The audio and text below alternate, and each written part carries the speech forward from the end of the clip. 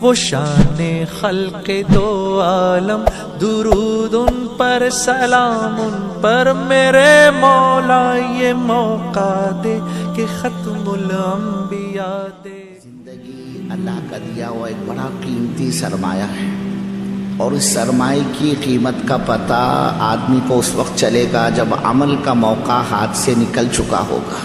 حدیث میں آتا ہے، حضرت رسول پاک صلی اللہ علیہ وسلم فرماتے ہیں کہ کل قیامت کے میدان میں انسان کے یہ پیر، یہ قدم اس وقت تک اپنی جگہ سے اٹھ نہیں پائیں گے جب تک وہ چند سوالات کا جواب نہ دے دیں۔ بزرگوں، اللہ اپنے ایک ایک بندے سے پوچھے گا، اے ہمارے بندے، زندگی کس مشغلے میں لگائی؟ جوانی کا استعمال کہاں کیا؟ مال کے کمانے کا، حاصل کرنے کا راستہ کون سا تھا؟ اور جو کچھ کمایا اس کا استعمال کہاں کیا؟ اور یہ بھی پوچھا جائے گا بزرگوں کہ ہمارے بندے، جو بات تمہارے علم میں آئی، سمجھ میں آئی، اس علم پر عمل کتنا کیا؟ اللہ اپنے ایک ایک بندے سے پوچھے گا۔ اس سے یہ بات معلوم ہوئی کہ یہ انسان دنیا کے اندر زندگی کے گزارنے میں اپنی مرضی کا مالک نہیں ہے کہ جیسے چاہے ویسے کھاوے، جیسے چاہے ویسے پیے، جیسے چاہے ویسا پہنے، اپنے مال کو جب چاہے، جہاں چاہے، جس وقت چاہے استعمال کرے، اور یہ مر کر مٹی کا ڈھیر بن جائے۔ اللہ نے اس کو یوں ہی بیکار پیدا نہیں کیا، اور نہ ہی یہ اپنی مرضی کا مالک ہے۔ وہ تو جانور بزرگوں اپنی مرضی کا مالک ہوتا ہے، جب چاہے، جہاں چاہے، جس وقت چاہے وہ منہ مارے، اس کو کون پوچھنے والا؟ یہ تو انسان اشرف المخلوقات ہے۔ اللہ نے اس زمین پر کم و بیش 18,000 مخلوقات پیدا کی ہیں، جس میں بزرگوں 4 آنے مخلوق وہ زمین پر ہے اور باقی 12 آنے مخلوق سمندر میں، اور ان تمام مخلوقات میں سب سے افضل، سب سے اعلیٰ، سب سے اشرف یہ انسان ہے۔ اللہ فرما رہے، اے ہمارے بندو، کیا تم یہ گمان کرتے ہو ہم نے تم کو یوں ہی بیکار پیدا کیا ہے؟ افحسبتم انما خلقناکم عبثا۔ اللہ کہہ رہا ہے اپنے بندوں سے کہ انسان یہ گمان کرتا ہے، انسان یہ سمجھتا ہے ہم نے اس کو یوں ہی بیکار پیدا کیا، یہ اپنے وقت گزار کر زندگی پوری کر کے آ جائے۔ اللہ فرما رہے، ہمارے بندوں، کیا تم ہمارے پاس لوٹ کر واپس نہیں آؤ گے؟ بزرگوں، اللہ نے ہم کو اس دنیا میں زندگی گزارنے کے لیے نہیں بھیجا ہے، بلکہ ہم تو دنیا میں زندگی کو بنانے کے لیے آئے ہیں، اور زندگیاں جو بنتی ہے، اللہ رب العزت جو زندگیوں کو بناتا ہے، اللہ کے زندگیوں کے جو بنانے کا ضابطہ اور قانون ہے وہ اللہ کا دین ہے۔ یہ اللہ کا دین جس کچے اور پکے مکان میں رہنے والے کی زندگی میں ہوگا، اللہ اس کچے اور پکے مکان میں رہنے والے کو کامیاب کر کے بتلائے گا۔ یہ اللہ کا دین ایک تاجر کی زندگی میں ہوگا، اللہ اس تاجر کو کامیاب کر کے بتلائے گا۔ یہ اللہ کا دین ایک محنت مزدوری کرنے والے کی زندگی میں ہوگا، اللہ اس محنت مزدوری کرنے والے کو کامیاب کر کے بتلائے گی۔ اس لیے کہ بنیاد اللہ کا دین ہے، اور کامیابی اللہ نے اپنے دین کے اندر رکھی ہے۔ آپ بزرگوں، چیزوں کے اندر اللہ نے زندگیوں کا بننا رکھا ہی نہیں، نہ ملک میں، نہ مال میں، نہ عہدے میں، نہ کرسی میں، بلکہ زندگی بنے گی اعمال محمد صلی اللہ علیہ وسلم میں۔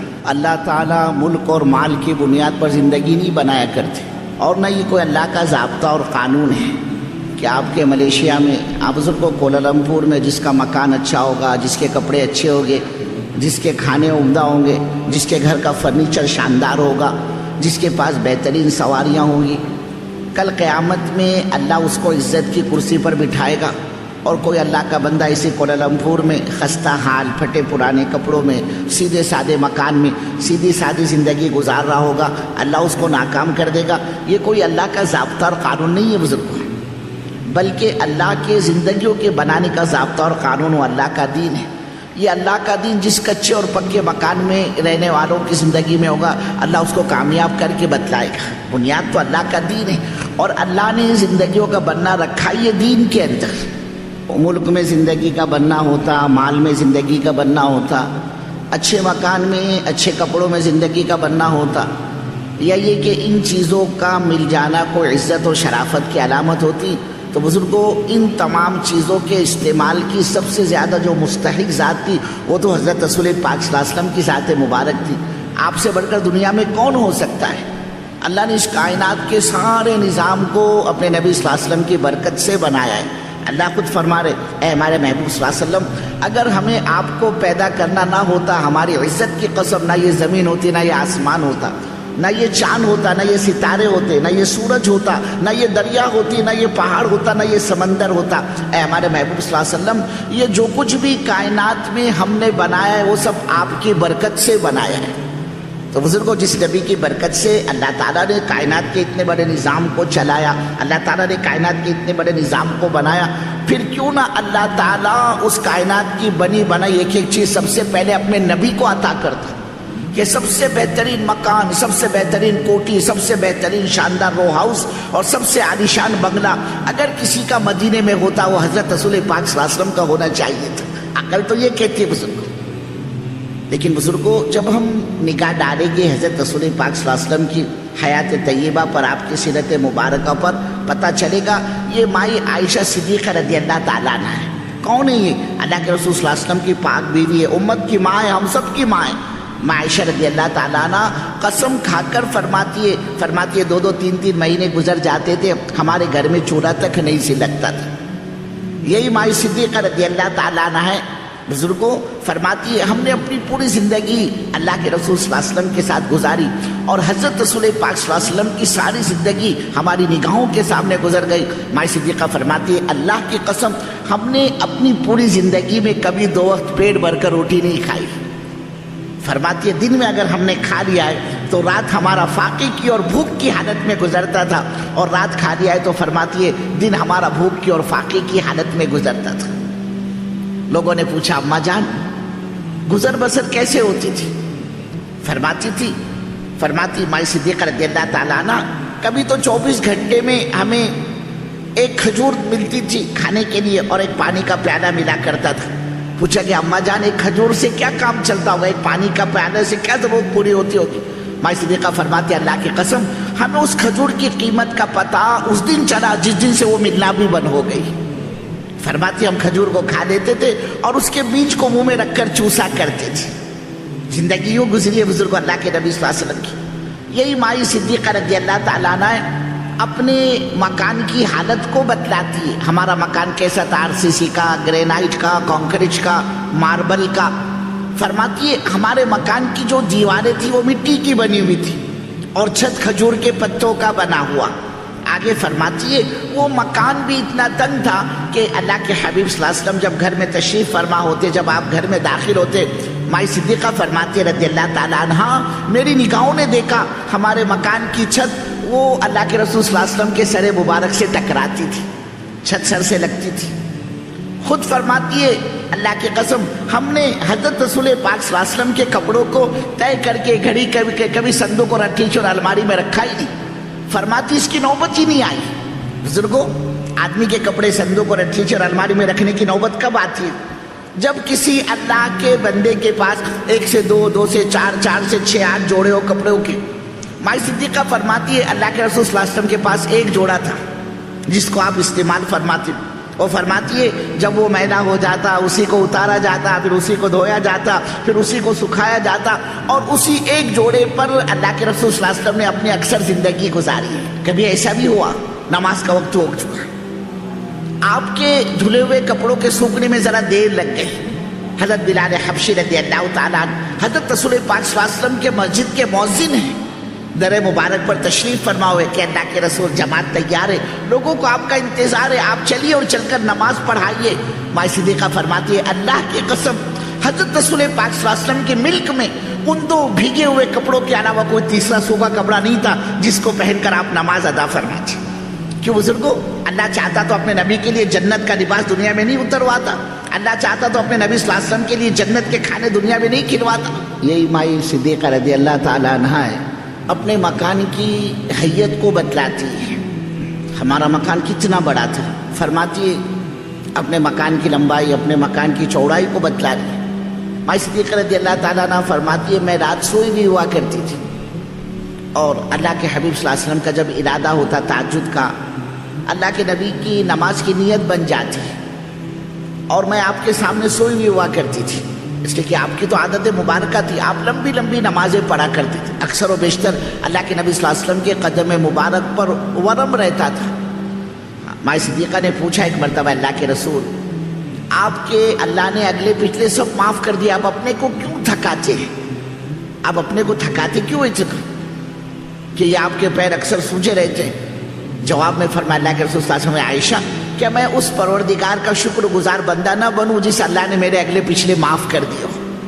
तो आपकी आदत मुबारक थी, आप लंबी लंबी नमाजें पढ़ा करती थी, आपका रुकू लंबा होता, आपके सजदे लंबे होते। माँ सिद्दीक़ा फरमाती है एक मरतबा अल्लाह के रसूल सल्लल्लाहु अलैहि वसल्लम ने लंबा सजदा किया और सजदा इतना लंबा था कि मैं तो ये समझी कि शायद अल्लाह के रसूल सल्लल्लाहु अलैहि वसल्लम अब दुनिया में बाकी नहीं रहे, आप दुनिया से वफात पा गए। माँ सिद्दीक़ा फरमाती है मैंने ख्याल करने लगी कि शायद मैं आज बेवा तो नहीं हो जाऊंगी। फरमाती है मैं अपना जिगर पर हाथ रख कर बैठ गई कि अल्लाह ये क्या हो गया। फिर फरमाती है मैंने अल्लाह के रसूल सल्लल्लाहु अलैहि वसल्लम के अंगूठे को जरा सी हरकत दी, आपके अंगूठे में जब मैंने हरकत पाई फिर मेरे को इत्मीनान हुआ कि नहीं अभी अल्लाह के रसूल सल्लल्लाहु अलैहि वसल्लम हयात है। तो अल्लाह के नबी की आदत शरीफा थी। माँ सिद्दीक़ा फरमाती है जब आधी रात गुजर जाती आपकी तहज्जुद की नीयत बन जाती थी और लंबी लंबी नमाजें आपकी। माँ सिद्दीक़ा फरमाती है अल्लाह के रसूल सल्लल्लाहु अलैहि वसल्लम को जब सजदे में जाने की नौबत पेश आती और हज़रत रसूल पाक सल्लल्लाहु अलैहि वसल्लम रुकू से फारिग होकर जब आप सजदे में जाना चाहते, माँ आयशा रज़ियल्लाहु ताला अन्हा फरमाती है अल्लाह के नबी सल्लल्लाहु अलैहि वसल्लम अपने हाथों से मेरे फैलाए हुए पैरों को यूं धक्का दे दिया करते थे। आगे फरमाती है मैं अपने फैलाए हुए पैरों को अपने करीब कर लेती थी और पैरों के करीब कर लेने के बाद जो खाली जगह सामने बचती थी, जो खाली जगह सामने निकलती थी, उस खाली जगह में अल्लाह के रसूल सल्लल्लाहु अलैहि वसल्लम सजदा फरमाया करते थे। ये मकान की तंगी की हालत है। और फिर बुजुर्गों ये तो आपकी अपनी जाती जिंदगी हुई, आपके आन औलाद का क्या दिया आपने अपने घर वालों को, अपने खानदान वालों को आप क्या देकर गए? आदमी फिक्र करता है, सोचता है कि चलो भाई अपनी जिंदगी तो गुजर गई, अपने बाल बच्चों का फ्यूचर, इनका मुस्तकबिल में क्या होगा? कोई ना कोई वो तरकीब स्कीम सोचता है, कोई तरकीब निकालता है बुजुर्गों, अपने बच्चों का मुस्तकबिल, अपने बच्चों का फ्यूचर। अल्लाह के नबी सल्लल्लाहु अलैहि वसल्लम ने क्या दिया अपने घर वालों को, आप क्या छोड़ कर गए? ये हज़रत फातिमा रज़ियल्लाहु ताला अन्हा कौन है? अल्लाह के रसूल सल्लल्लाहु अलैहि वसल्लम की सबसे ज्यादा चहेती और लाडली बेटी। हुजूर को बड़ी अकीदत, बड़ी मोहब्बत हज़रत फातिमा रज़ियल्लाहु ताला अन्हा से। कभी कभी आप हज़रत फातिमा को देखकर फरमाते ये फातिमा ये तो मेरे जिगर का एक टुकड़ा है। हुजूर को बड़ी मोहब्बत थी हज़रत फातिमा से।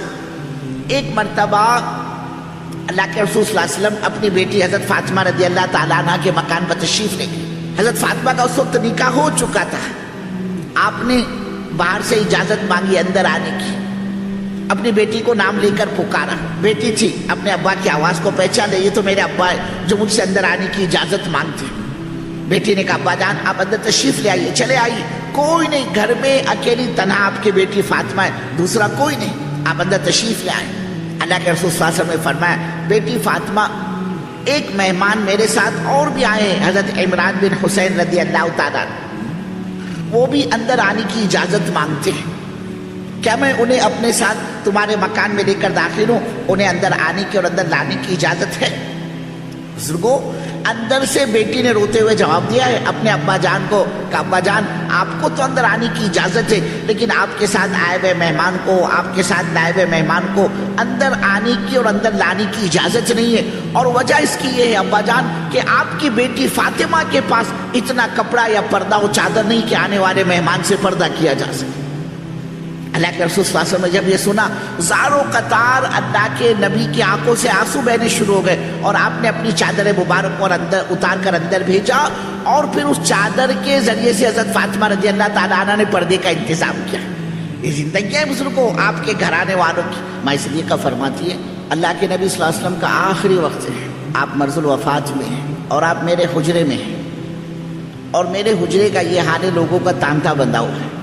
लोग आ रहे अल्लाह के नबी का दीदार, अल्लाह के हबीब की ज़ियारत, अल्लाह के नबी की बीमार कुर्सी, घर में लोगों का तांता बंधा हुआ है, हुजूम है घर में। और माँ सिद्दीक़ा फरमाते हैं मेरे घर में अंधेरा छाया हुआ था, चेहरे से चेहरे का पहचानना मुश्किल, कौन आया किसने मुलाकात की कौन गया पता ही नहीं चलता था।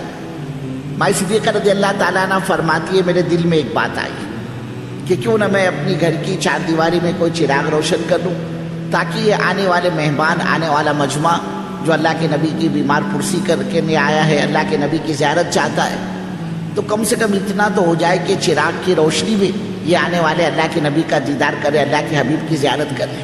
लेकिन ख़ुद फरमाती है कि हमारे घर का یہ حال تھا، ہمارے گھروں میں جو کھانے پکا کرتے تھے ان کھانوں میں تیل نہیں ڈالا جاتا تھا، تو چراغ کے جلانے کے لیے ہمارے پاس تیل کہاں سے آتا؟ ماں صدیقہ فرماتی ہے میں نے اپنی گھر کی چیزوں کو ٹٹولا تلاش کیا، ایک اوندا پڑا ہوا چراغ کسی زمانے کا مٹی کا، وہ میرے ہاتھ لگ گیا۔ ماں عائشہ فرماتی ہے میں نے اس کو اٹھایا، اپنے دوپٹے سے صاف کیا، اور پڑوس میں ایک یہودی عورت رہا کرتی تھی، چراغ کو وہاں بھجوایا اور یہ کہلوا بھیجا بہن تھوڑا سا تیل یا گھی یا چربی جو بھی تمہارے پاس ہے ادھار دے دو۔ اللہ کے رسول صلی اللہ علیہ وسلم کی طبیعت ناساز ہے، میرے گھر میں لوگوں کا تانتا بندھا ہوا ہے، لوگوں کا گھر میں ہجوم ہے اور اندھیرا ہونے کی بنا پر چہرہ پہچانا نہیں جاتا۔ فرماتی ہے اللہ کی قسم ہماری گھر کی چار دیواری کے اندر اس دن چراغ جلا ہے جس دن حضرت محمد صلی اللہ علیہ وسلم کی زندگی کا چراغ بجھنے والا تھا۔ یہ زندگی ہے بزرگوں اللہ کے نبی صلی اللہ علیہ وسلم کی، اور کوئی آپ حضرات کو سیرت سنانا واقعہ دہرانا مقصد نہیں ہے، بلکہ اللہ نے حضرت رسول پاک صلی اللہ علیہ وسلم کی پاکیزہ نورانی مبارک زندگی کو اس امت کے لیے ہمارے اور آپ کے لیے عبرت و نمونہ بنایا ہے کہ یہ میری امت، مجھ کو اللہ کا نبی جاننے والی، مجھ سے محبت کا دعویٰ کرنے والی، مجھ کو اللہ کا نبی ماننے والی، یہ میری امت کئی دنیا کے اندر بڑھیا مکان کے بنانے کے چکر میں پڑ کر، اپنے ایک بارش کے پیٹ بھرنے میں لگ کر، اب کی من کی چاہتوں کے پورا کرنے میں لگ کر، اپنی خواہشات کے پیچھے پڑ کر میری امت کہیں اپنے آخرت کو داؤ پہ نہ لگا دے، یہ میری امت کہیں موت کو نہ بھول جائے، سکرات کو نہ بھول جائے، قبر کو نہ بھول جائے، آخرت کو نہ بھول جائے۔ اللہ کے نبی کو اس کا غم تھا، اپنی امت کا اس کا فکر تھا۔